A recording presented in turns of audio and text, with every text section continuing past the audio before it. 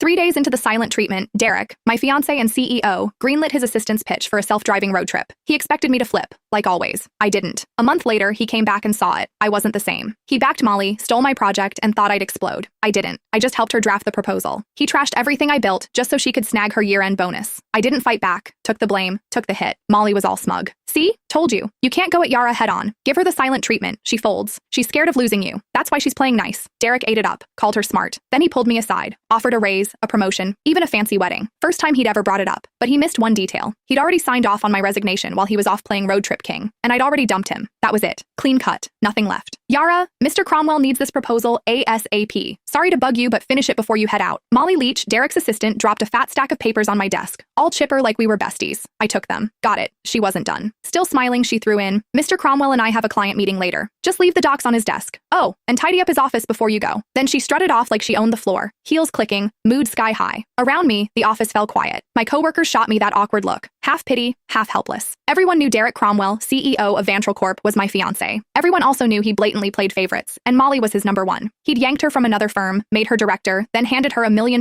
project I'd busted 2 months bringing in and prepping. When I pushed back, he called a team vote, thinking everyone would back him. Wrong. The whole team voted for me, except him. Molly got 1 vote. His. He lost it. Accused me of stirring up cliques. Didn't just take the project away, he demoted me in front of everyone and slashed the salaries of the people who'd backed me. Nobody dared speak up. Later, he apologized. Said didn't want it to look like favoritism. Claimed Molly might feel left out. I used to believe that crap. Now, it's a joke. Molly couldn't even keep up with our interns. Didn't want it to look like favoritism? Please. He was straight up playing favorites. Everyone saw it but him. I heard footsteps upstairs and looked up. Derek. He showed up at the stairwell, glanced my way, then walked out without saying a word. Changed into some casual suit. Even from here, I caught that cedar cologne. He never used to wear cologne. That one? Molly's gift. Yeah, he knew exactly what he was doing. He'd been pulling this kind of stuff for years. It started after I found their goodnight texts. Couldn't stay quiet. I confronted him. Derek said I was being petty. Then, like it proved some point, he used it as an excuse to make it official and moved Molly to work directly under him. The more upset I got, the harder he leaned in, dragging her to every social event, serving her food, even wiping her mouth at company dinners. When we fought, he'd ice me out. When I apologized, he'd round up his buddies to lecture me like I was some jealous mess. For a while, I actually blamed myself. Thought maybe I wasn't generous enough. Thought maybe that's why we ended up here. But on day 3 of one of his silent treatments, when I was too sick to even sit up and he still packed his bags for a trip with Molly, I gave up. That's when it hit me. He wasn't trying to be noble. He just used my pettiness as a shield so he could keep doing what he wanted without feeling guilty. Even if I hadn't caught those late-night chats, he would have just found another excuse to be with her. After their latest business trip, they were still grabbing dinner, drinks, playing tennis, same routine. But something between them had changed. I could feel it. Not that it mattered. 5 years together, and it was done. This whole mess had dragged on long enough. I was the last one in the office, finishing up the proposal. Checked my phone. Molly had been busy posting. Candlelit dinner at some fancy spot. 2 plates of steak.